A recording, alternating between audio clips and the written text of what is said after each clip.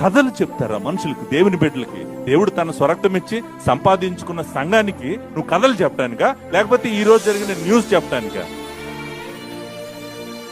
ఎందుకు దేవుడు నిన్ను ఎన్నుకుంది? ఎందుకు దేవుడు నిన్ను పిలిచింది? ఎందుకు దేవుడు నీకు సంఘాన్ని అప్పగించింది? నువ్వు ఆయన వాక్యం గట్టిగా పట్టుకుంటావని, గట్టిగా పట్టుకొని ఆయన వాక్యాన్ని చెప్తావని దేవుడు నీకు ఆ కృపిస్తే నువ్వేం చేస్తున్నావు? దేవుని వాక్యం తప్ప మిగిలినంతా బోధిస్తావా? కథలు చెప్పండి, లేకపోతే నీతి కథలు చెప్పండి, లేకపోతే న్యూస్ చదవండి పుల్పిట్ లో నుంచి. మనుషులను టైం వేస్ట్ చేయండి. వాళ్ళను దేవుని వాక్యం దగ్గర నుంచి ఎంత దూరంగా పంపించగలిగితే అంత దూరంగా పంపించండి. అసలు ఈ బోధ అంతా కూడా సంఘాల్లోకి ఎక్కడి నుంచి వచ్చిందో, ఎవరు నేర్పించారో వీళ్ళకి నాకు అర్థం కావట్లేదు. కానీ ఒకటి మాత్రం నాకు అర్థమవుతుంది, ఏంటంటే వీళ్ళకి బైబిల్ తెలియదు.